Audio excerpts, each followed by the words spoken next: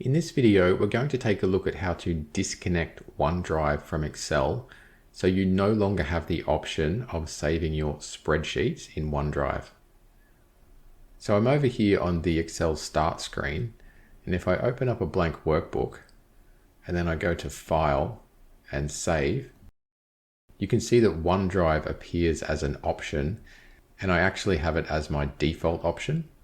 So let's take a look at how to disconnect OneDrive now so that that doesn't show up.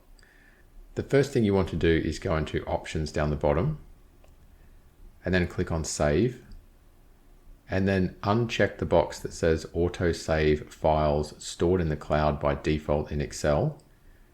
Also uncheck the box that says Show Additional Places for Saving, even if sign-in may be required.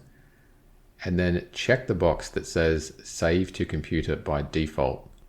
Also, just make sure you check your default local file location over here.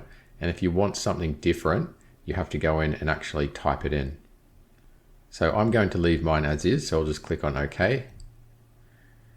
And the next thing I want to do is go back to the start screen and then go to Account,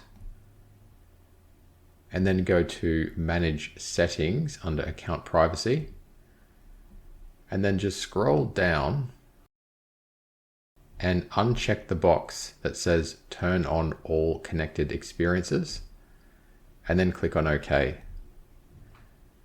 After that, you'll need to restart Excel. So we'll just close it down, and I've just opened it up again. So I've just restarted Excel. And now if I click on Blank Workbook, and then I go File and Save, OneDrive no longer appears as an option to save my spreadsheets, and instead I've got my default PC location. Okay, so that's how you can fully disconnect OneDrive from Excel so that you can no longer save your spreadsheets to OneDrive.